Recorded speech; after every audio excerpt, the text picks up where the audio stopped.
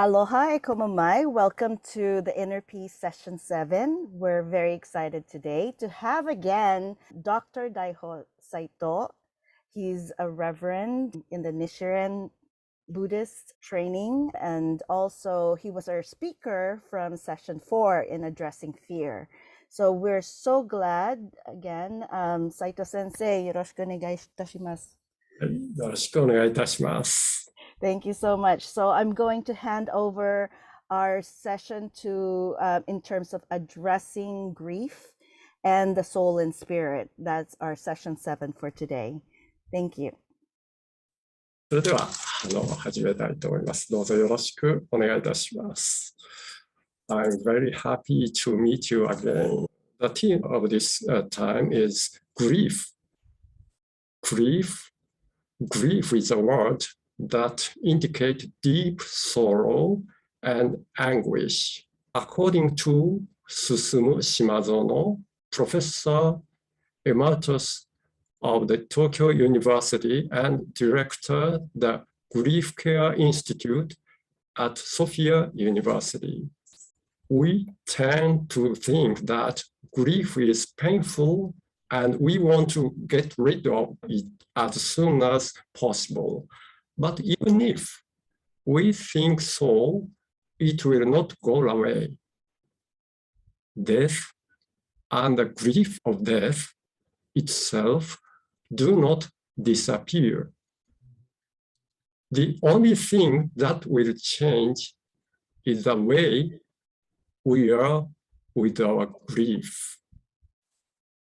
The work of grieving is the process of experiencing grief as it is, but also gaining insight into it and finding awareness and the truth and wisdom of life from it.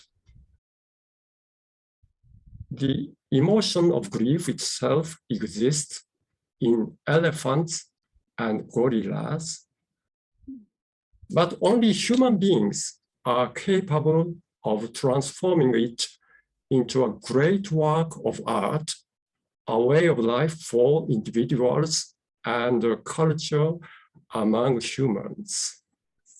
The term, the work of grieving, appears in the article Grief and Melancholy, published by Sigmund Freud in 1917. In other words, grief is not just an object to be avoided, but it has its own meaning or work. It is through this process that one grows spiritually. Through my study of the sutra and many years of meditation experience, I have come to realize that meditation or the practice of the mind is a way to facilitate this process to achieve peace and spiritual growth and to further develop. If the meditation is correct, it is not an attempt to cover up the suffering of grief and lead us to another easy, illusory world. Where does the power that is causing the work of grief and its fulfillment come from? It comes from a deeper realm of the mind that is not affected by trauma, karma, or fundamental hesitation. In other words, pure soul. Meditation is also about awakening this function. However, the content of the bereavement experience is not limited to grief. It is all the various things and feelings that arise in human relationships. I would like to start by saying that not only good things, but also resentment, jealousy, hatred, anger, distrust, and frustration, etc., may exist in the minds of the deceased as well as those who were involved with the person. As a global community, we are all experiencing grief due to the COVID-19 pandemic.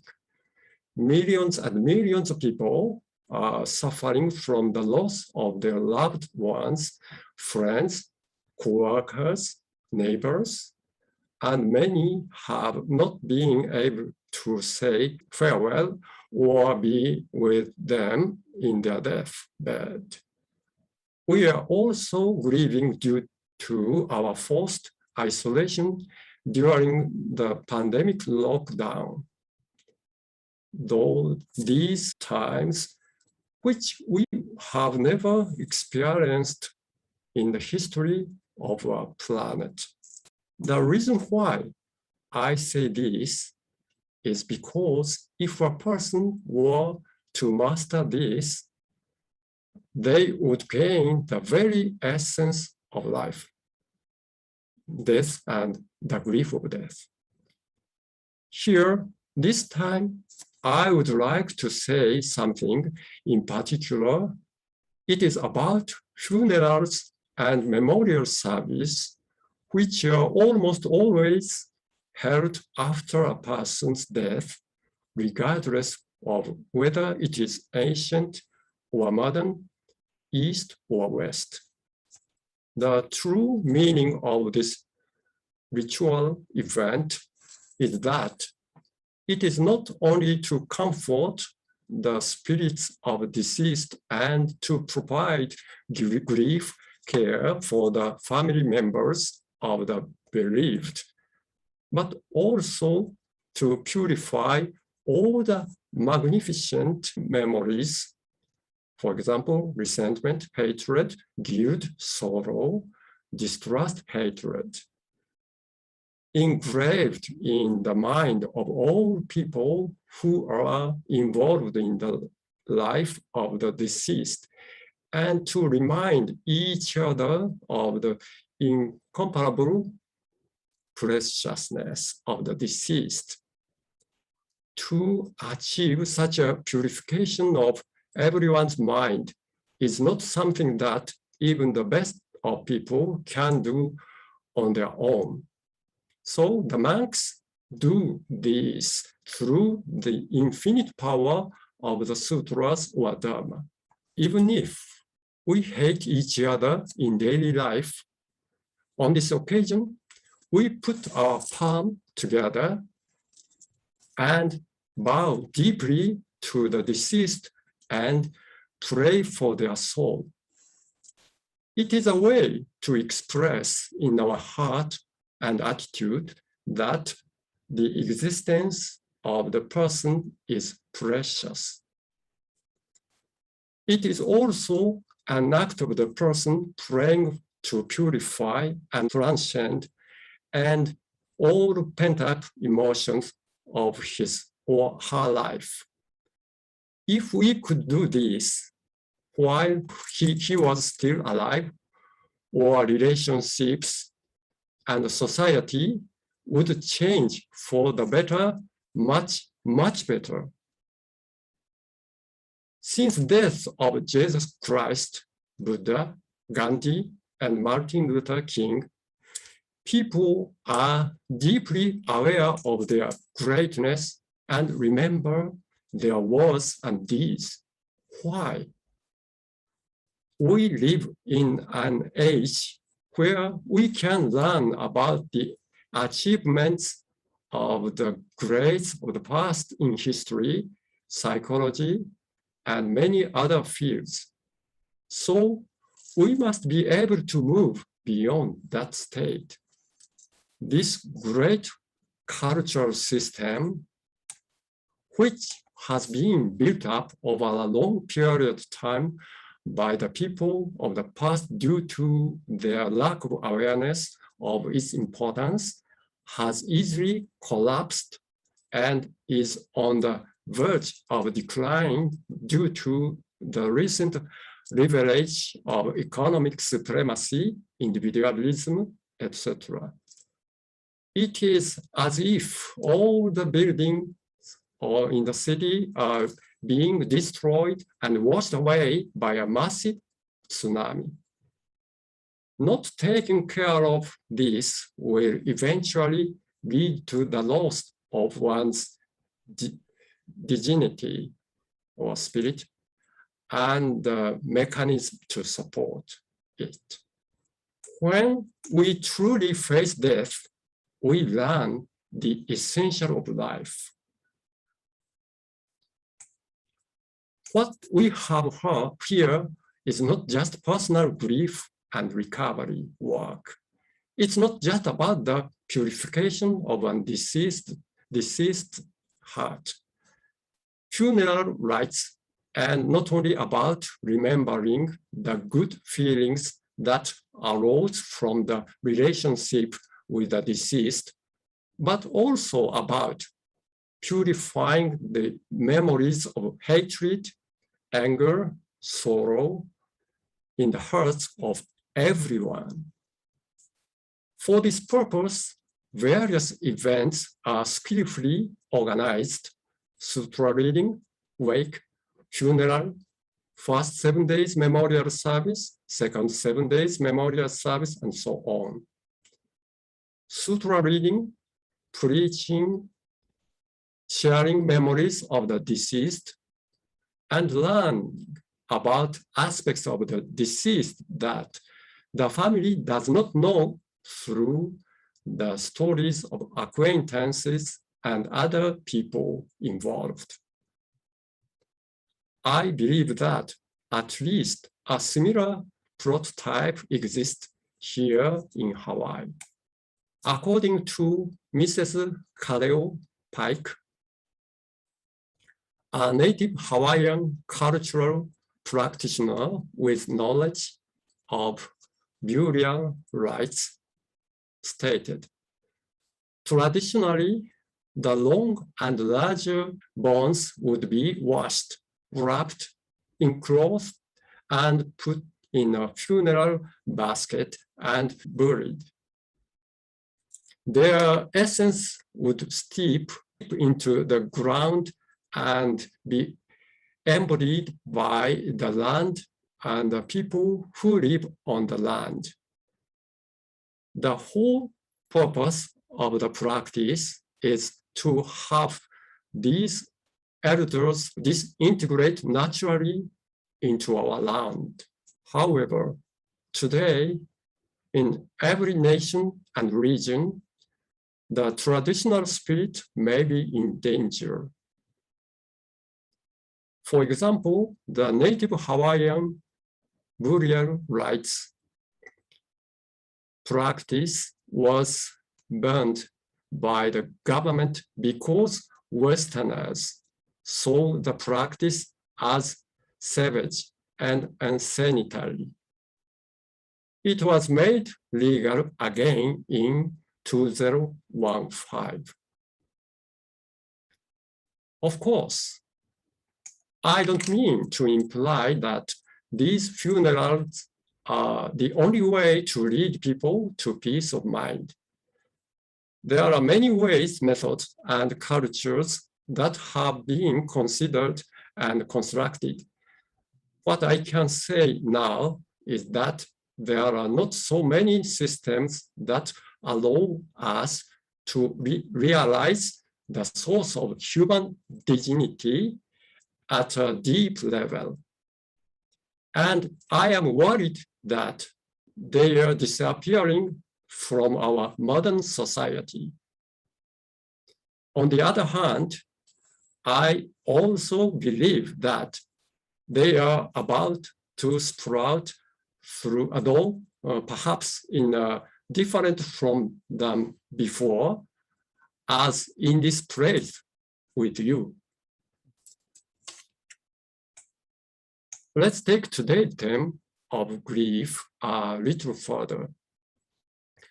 when it comes to grief, the most shocking and heartbreaking experience for me was when I had to quit my job. I have quit my job twice. I think I'm usually a mild-mannered person, but I'm uncompromising when it comes to my life path. The first time was when I quit my job as a doctor at a university hospital. And the second time was when I quit my job at a temple in Japan.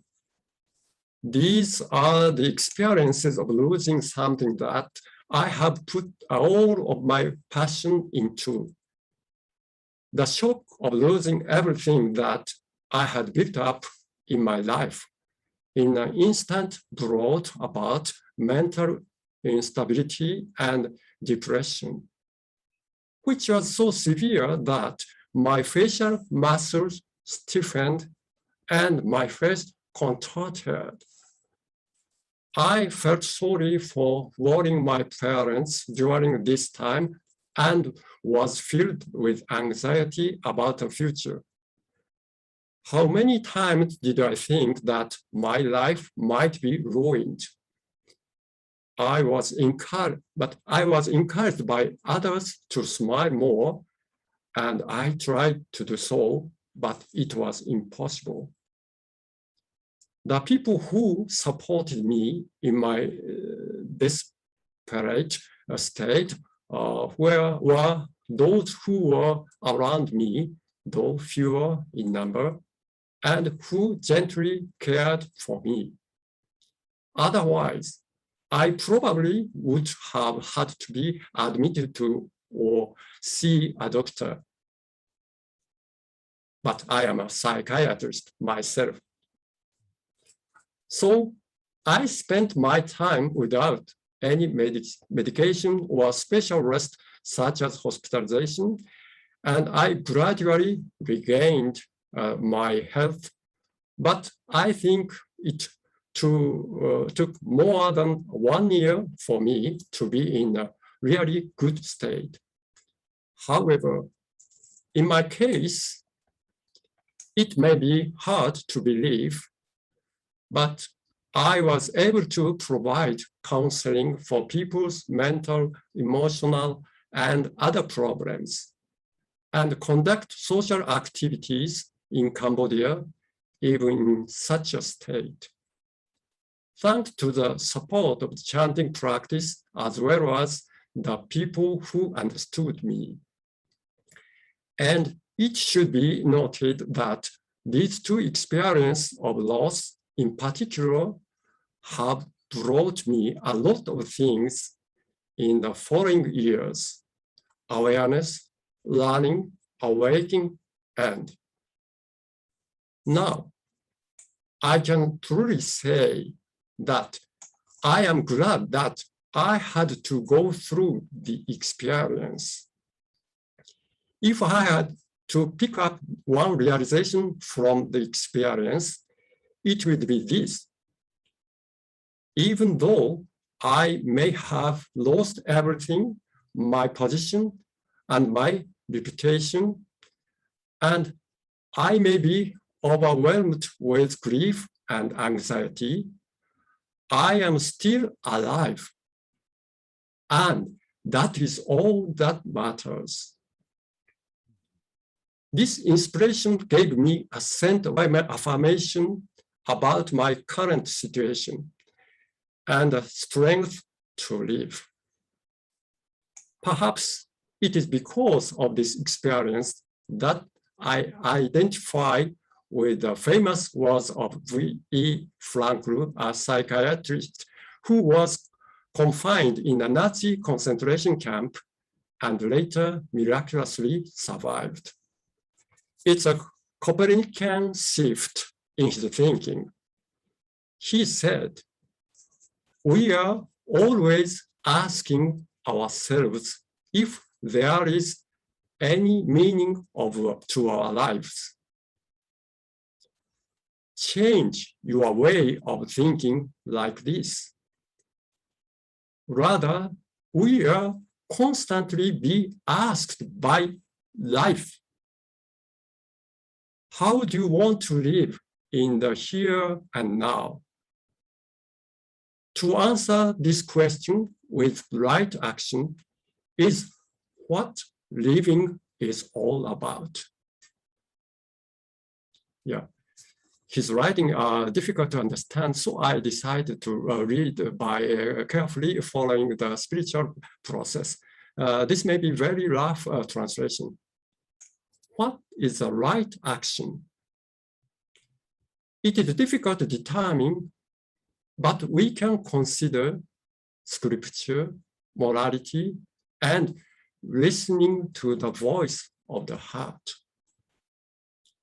If we can face life in this way, then we can continue to live our lives as a hero in all cases and situations. He found meaning and happiness in life, even in that despairing Nazi camp, and saved the hearts of many grieving people, giving them courage and hope.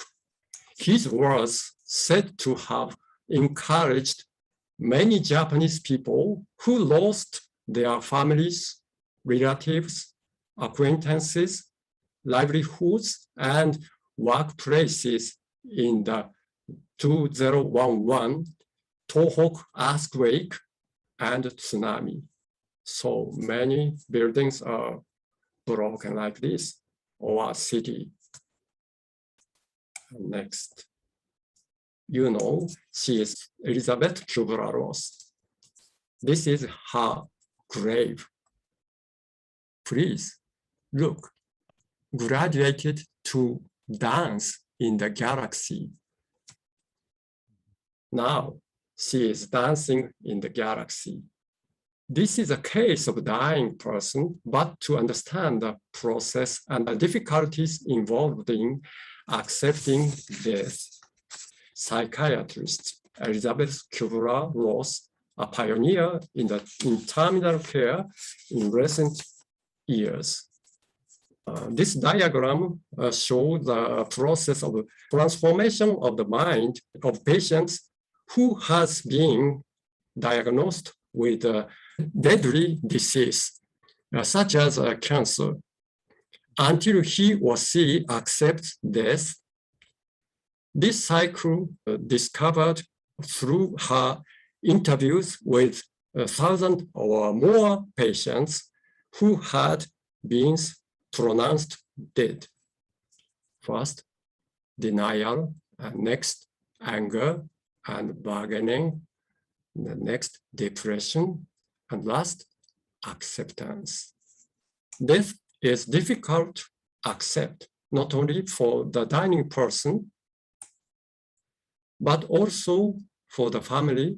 This is because death is shock that comes suddenly to us when we are unprepared for it, because we usually avoid facing it and avoiding thinking about it. She says in her book, Life Lessons, one of the surprising lessons that people on their deathbed taught me was that their lives don't end when they are diagnosed with a life-threatening illness, but that life really begins then. True life begins when he or she is pronounced dead. Death. Because when he or she acknowledges death as a reality, he or she is forced to acknowledge the reality of life at the same time. As you read this, you will realize if we can face death through quiet insight, i.e., meditation, when we are younger and healthier, we will be able to free ourselves from the fear and death and realize a free and creative life. This was the practice of the Buddha and those who gathered around him 2,500 years ago in India. According to definition of grief care by Sofia University Grief Care Institute, grief is caused various kinds of loss, i.e. the loss of people, things, and things that are important to us. Natural to feel grief from some kind of loss. Life is filled with various kinds of loss. The greatest loss is bereavement of a family member or an irreplaceable person, in particular bereavement from family members in unexpected ways, such as disaster, incidents, accidents, or suicide, is one of the worst loss experiences and can lead to a great deal of grief. And this is what has been said about grief care. In 1999, WHO proposed a definition of health as having 4 domains: physical, mental, social, and spiritual. In the spiritual realms, grief care is about caring for people who have experienced various kinds of loss and experiencing grief, staying close to them, accepting them as they are, and helping them recover, become independent, grow, and have hope. I believe that being close is the most important foundation of caregivers. In order to be able to be close to the patient, the caregivers' values, ideas, and thoughts must be put aside for the moment. In this way, we can finally accept the situation, thoughts, and wishes of the other person. In Buddhist term, this means to be liberation from self-stereotypes and attachments. Above all, empathy and compassion. At the same time, it is necessary to know the recovery process of patient and aware the fact that it varies from person to person. In this case, wisdom is important. Too much or too little compassion is not good. Just the right amount, and not for yourself, but for the other person. Finding and realizing this point seems simple but difficult. I think this is the point where we need to improve our skills. I think I have described the natural process of human beings trying to help each other and general wisdom that we have cultivated. If there is a way of facilitate the process of acceptance and recover and beyond relatively quickly and fully, it is through the deep compassion of the caregiver. And this sense, meditation and prayer can be expanded that compassion and its workings. There is a great healing field toward recovery and renewal that we humans have yet to discover. In the past, meditation and prayer were considered to be a special kind of religious mystery. However, in modern times, the eyes and the hands of science have gradually entered into such areas. One such example is that prayer and meditation promote the secretion of oxytocin, and that oxytocin works to increase happiness and vitality. His Holiness of the Dalai Lama described Buddhism as a science of the mind. Perhaps further scientific progress will lead the interpretation of Buddhists and other religious phenomena from a perspective of psychology and brain science, that is, the structure, function, and functioning of the brain, as well as our bodies. We are already on the verge of doing so. As I mentioned earlier, grief is not the only part of bereavement or experience. It is all the various things and emotions that arise in human relationships. I wouldn't like to start by saying that not only good things, but also resentment, jealousy, hatred, anger, distrust, frustration, etc., may exist in the mind, not only the deceased, but also the people who were involved with the person. Moreover, mental health issues are not only about the individual, but also about the emotional relationships, especially among those who are involved with the person.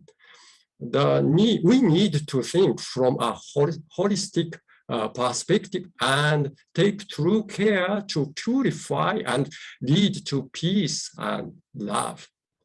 In the past, several weeks in the Inner Peace series have dealt with addressing trauma, stress, emotional, and spiritual well-being.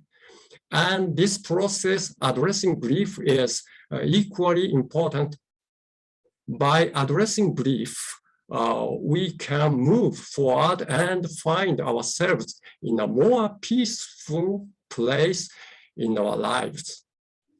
Through this holistic approach, it is our hope that we can uplift everyone to love and accept themselves and others.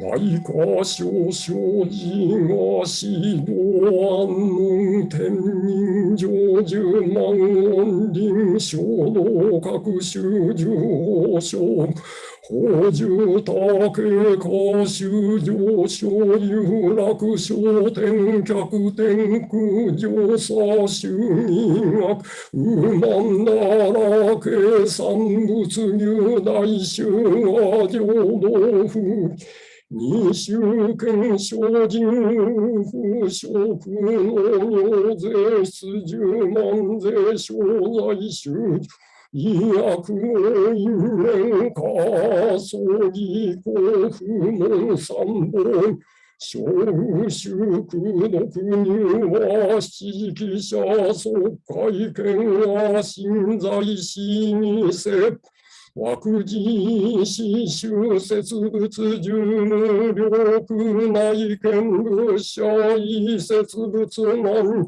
が地域尿税交渉無料授業無収空襲を消毒尿等打ち者もと師匠横断療養人物語実布公用以前方便維持をし実在に言しののせこのね役意せる空職言し異本部天道実在に言滅以上権を公に消去し法律弱の欲道悪道中は上智周知平等不平等随用消化同意摂取重法毎日創造年が領収上特入上の即上重心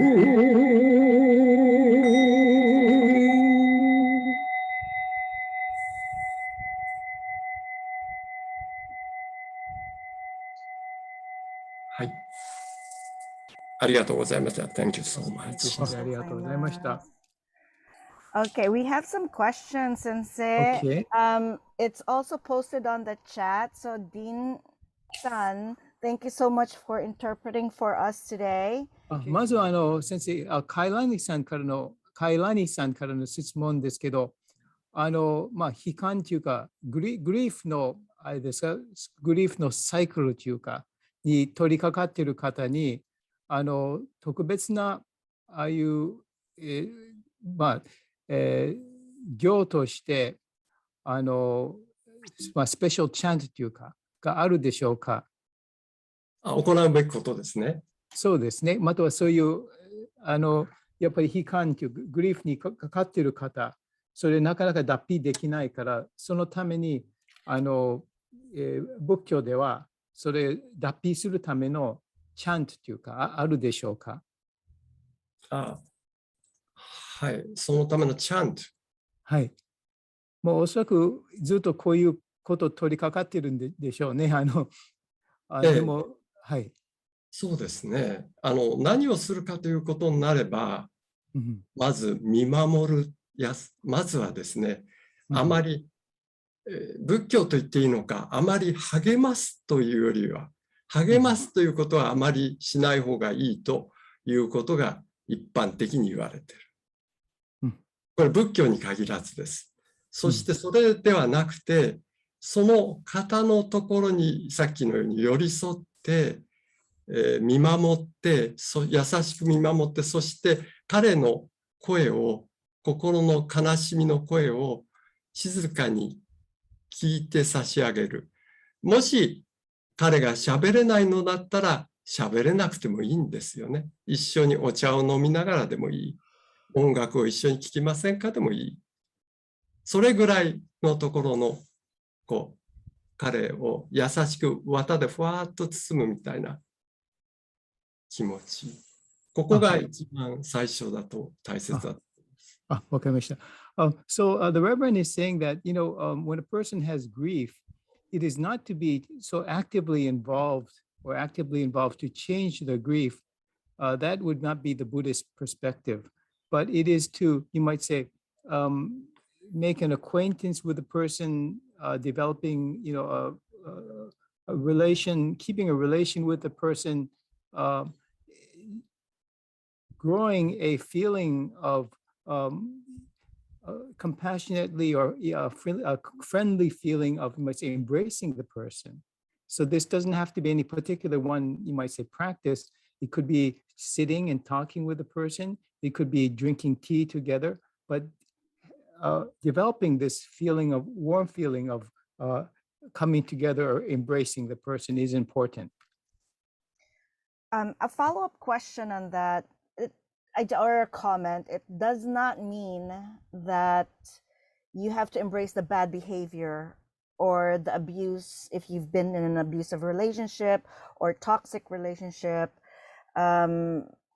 It doesn't mean that you have to embrace the negative part of it. わかりました。先生、Thank you. I'll try to relate that to Reverend.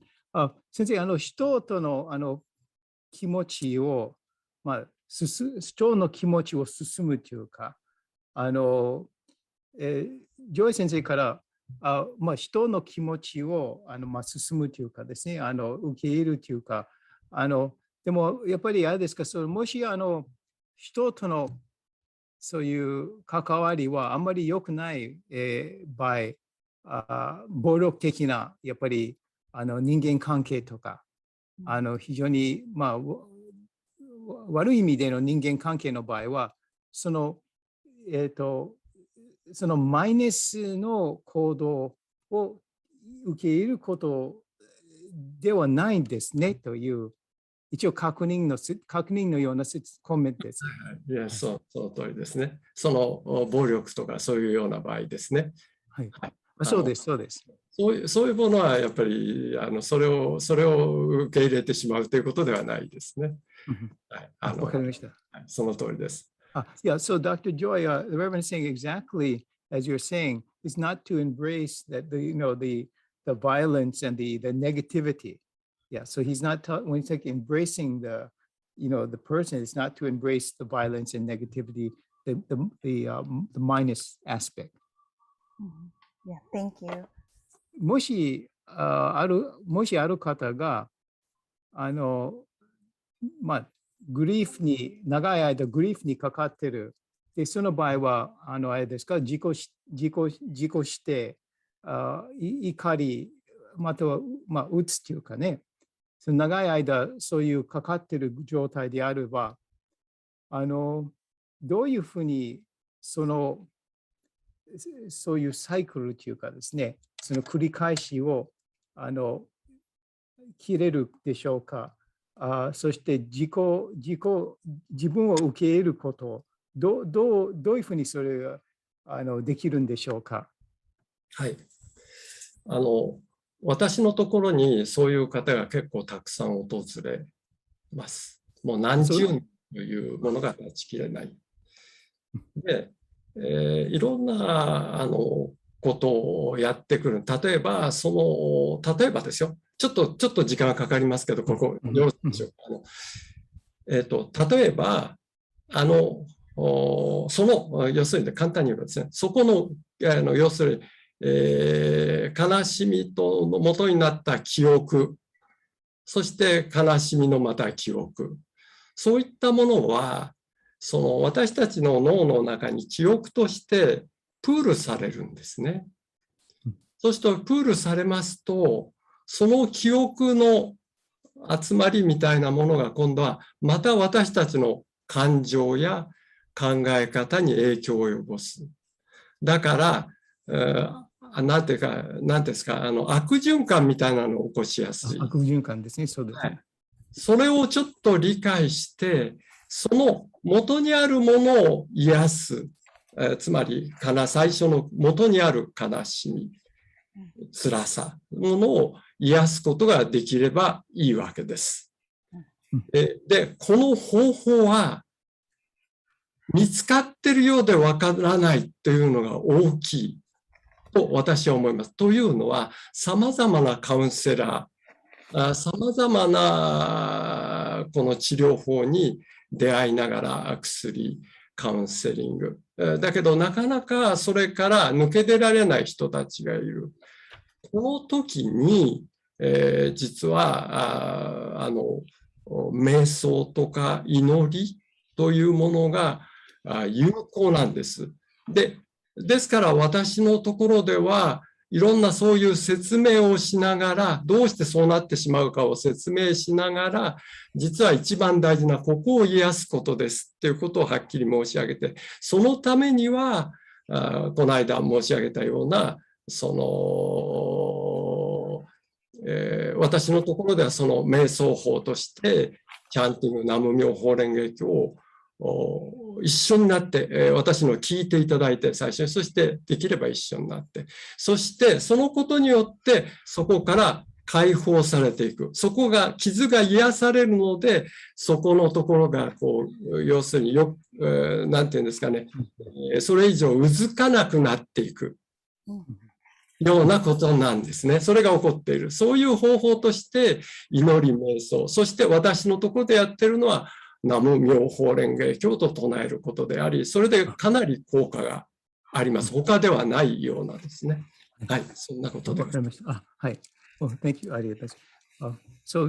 Thanks. ありがとうございます。Addressing Caitlin's question, the Reverend has in fact helped many people who have the same, are in the same situation. This cycle of grief and helping them out of this cycle. And one thing to keep in mind is that actually each time you feel this cycle, these thoughts, in the mind, these thoughts are being pulled.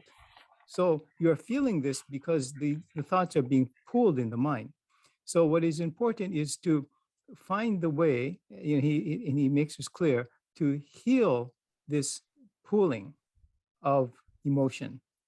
And here, meditation and prayer is a very effective method. There's counseling, of course, and there is also, psychopharmacological drugs that are prescribed. But most important is how to heal this pool, which is the source of the grief. And for the Reverend, as he taught us, the chanting of the Nam Myoho Renge Kyo, he found is the most effective way in healing this pooling of emotion. Yes, thank you. ありがとうございました。今現在、世界的にこのウイルスにかかって、そこから生じているストレスとかグリーフはどういうふうに取りまとめるか、またはあれですか、そういう日常生活の中に無事に過ごせるでしょうか。どの方法は一番良いでしょうか。今現在のその不安にかかっている私たちの社会。はい、まずそこですね。そうですね、おっしゃる通りだと思います。このことも先ほどの深いグリーフのサイクルに入った方、そういうことと同じことだと思うんですね。ですから、私たちの心というものが、ウイルスの恐れなんですよね。パンデミックの恐れなのですが、ウイルスが私たちに直接恐れをもたらしているわけではないということを知る。ある程度の理解。つまり、ウイルスに対してそれが私たちの命を奪うかもしれないということに対する私たちの恐れの感情がいろんなものを引き起こすという次に。このことをまず理解してもらいたいと私は思います。単純にウイルスが怖いというだけではなくて、実はウイルスに対する私たちの感情のあり方こそが様々な苦しみを、さらなる苦しみを、あるいは人間への不信をもたらしているということにはっきり気づいてほしいなと思うんです。そうしてくれば、じゃあそこのところこそ癒すべきなのだ。そこの心こそ乗り越えるべきなんだということが明確になると思うんですね。そうすると次のステップに行くことができる。今の先ほど申し上げたような方法を取ることが、活用することができるはずです。わかりました。ありがとうございます。First of all, it's a very, it's well put that, we are in the midst of grief, during this pandemic, and we have stress and so forth. So the Reverend says exactly that's true. But what's important is that it is not the virus that is fearful. The virus, of course, is dangerous, but the problem is our fear of the virus is what's causing our grief, our stress. So the virus is there, but it is our fear. And that is, and to understand this is important. And that is why the Reverend says the method that he mentioned earlier about dealing with fear can be also used in these circumstances. どうぞありがとうございます、先生。And a lot of people are stuck in anger during the pandemic. So how do we manage the being stuck in that one cycle? Like you're turning around in grief and anger all at the same time. Very, very, well put questions. 先生、時間のためにジョイ先生がちょっとまとめてますけど、現在はストレスとかグリーフ、そしてその次は怒り、anger が私たち悪循環のようにくるくる回されてるんですか。で、この悪循環、つまりストレス、グリーフ、anger をどうしたらいいんですかと、どうあれですか、そういうまとめれるんですか、また対処できるか。そのために先ほどから実は申し上げてるんですが、発想の転換が必要だということだと思います。ですから、ウイルスが直に恐れをもたらしているのではなくてって、さっきのことが一つ。私たちがどうそれを感じるって、それを私たちの脳がいかにそのサイクルを作り出してしまうかということに気づくっていうのが一個。それからもう一つは、そのさっきのフランクルのように、つまり、発想の転換をこちら側からこちら側に逆の方に見てみると、いつでも私たちが何か起こるたびに、パンデミックであれ、他のことであれ、起こるたびにそれが、その時にこそ私たちがどう生きますかということが問われている。そこに課題があるんだという見方ができると、それを私たちがどうしたらいいのかということを考えること自体が大事なのだと。そうじゃないと、恐れの方に飲み込まれちゃうんですよ、多くの人は。その出来事を、じゃあどうしたらみんな解決するだろうかっていうところに考え方をそこに持っていく。ここの時にどうするかっていうことが言われてるんだろうなって思って、この発想の転換ができると全く違うものになる。つまり、恐れに飲み込まれるんじゃなくて、この起こってきたことをどういうふうに私たちは課題として答えていくだろうかという、こちらの方に意識が変わるんです。このようなものの見方の転換ができると違う。実に私たちはそのような存在だというんですよ、フランクルが。フランクルの思いつきではなくて、これは。私たちというのはそもそも人間というのは、人間である生命というのは、特に人間はそういうものとしてあるのだっていうことなんです。ちょっとこれ分かりにくいかもしれませんが。わかりました。ちょっとやってみます。ありがとうございます。So, the Reverend, どうもありがとうございます、先生。The Reverend is saying something very important here is that it is not to be driven by these emotions, but we must change our perspective. It is not that stress, grief, anger are driving us, but our mind is the receptacle of these emotions. The mind is here. It is not outside of us. We must change its perspective. And also, as Dr. Frankl, the psychiatrist, the psychologist, it was included in the presentation of his experience in the concentration camps.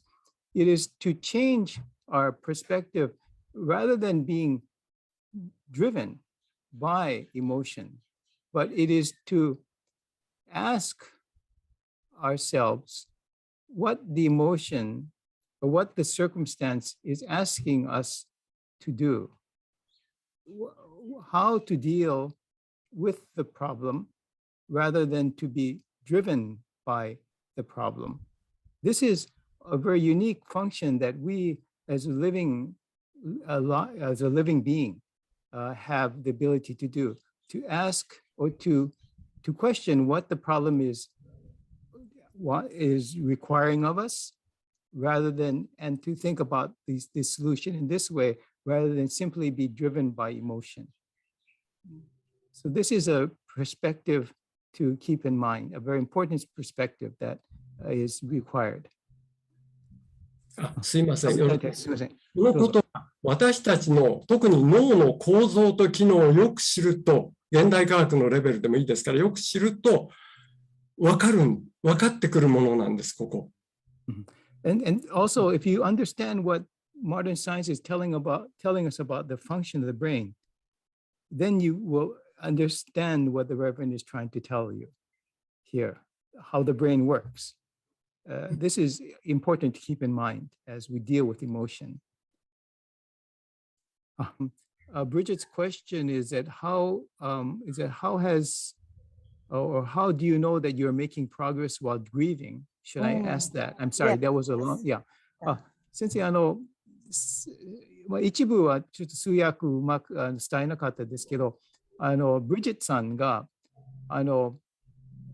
実際グリーフというかですね、悩みにかかっている場合、どう自分自身がですね、それ乗り越えつつある、その乗り越えつつあるとき、どういうふうに自分自身が本当に乗り越えつつあるか、本人は知りたいんですね。実際何か問題にかかってる。でも、どうもそれは回復してる。でも回復してるか乗り越えてるかなっていう、そういう、そういう、診断表というか、があるでしょうか。そうですね。自己診断というか。例えばそれを診断する心理テストみたいなものですかね。なるほど。おそらくもうちょっと個人的な、生きてる、普通の生きてる人間として、自分がよくなってるっていう、はい。なんていうんですかね。なんていうんですかね。そのあたりっていうのは、例えば私なんかその人の顔の表情とか、行動力とか、活動力ですね、アクティビティとか、そういったもので見ます。それから、そうですね。ですから、いわゆる普通に学校に行ったり、あるいは普通に仕事をしたり、というようなことが日常的に普通に一般的に行われていることが、そんなに苦しくなくできる状態になっているはずなんです。で、お互い家族との会話も普通にできですから、遊びに行ったり、仕事をしたり、勉強したりということが、そんなに苦しくなくできる状態というのが大体目安、そこを目的にして、この辺まで来たのかな、もうそろそろこうなってきたかなっていう感じで見ます。わかりました。ありがとうございます。Yes, so Bridget, in regards to your question about how do you know you're making progress while grieving, the Reverend said, well, of course, there's psychological tests that these specialists give, but more on an individual level, it is, your complexion, your skin color, also your activities. Can you participate in your activities normally, together with, be with your family normally? If you're a student, attend your classes. If you're a worker, working regularly at the job, these are probably a kind of barometer to tell you, your level of healing from grief. それとかですね、すみません、忘れました。付け足して、とか、例えばお掃除をするとかですね、できなかったのがお掃除をするとか、あるいはね、好きなことをしだす。こんなことがするといい、あるいはちょっと、なんていうか、お化粧とかそういうのをしてみたりとかっていうのは、いい傾向なんです。大体はですね。Also, Reverend's interesting observation is, that one barometer of that you're getting better is being able to clean your room, clean your surroundings. Also, when you become more conscious of your attire, also, for women, makeup, for men, of course, trying to make themselves look presentable. These are also indicators that you're feeling better. Well, based on that note, my room is really depressed. Yeah, no. No, it's just being very busy so that, life happens. If you're a parent and you have children running around, no matter how much you clean, it's always going to be dirty somehow. I wanted to say arigatou gozaimasu, Saito sensei, Yamamura sensei, and Dean-san. Thank you very much for being here, along with all of the students. Unless there's any other burning questions that you wanted to have, I am going to take a very good look at my room now and see how depressed I am. But thank you very much. Thank you. Arigatou gozaimasu. Thank you, ありがとうございました。 ございました。どうもありがとうございました。Thank you so much, everyone. Thank you. Arigato. Thank you.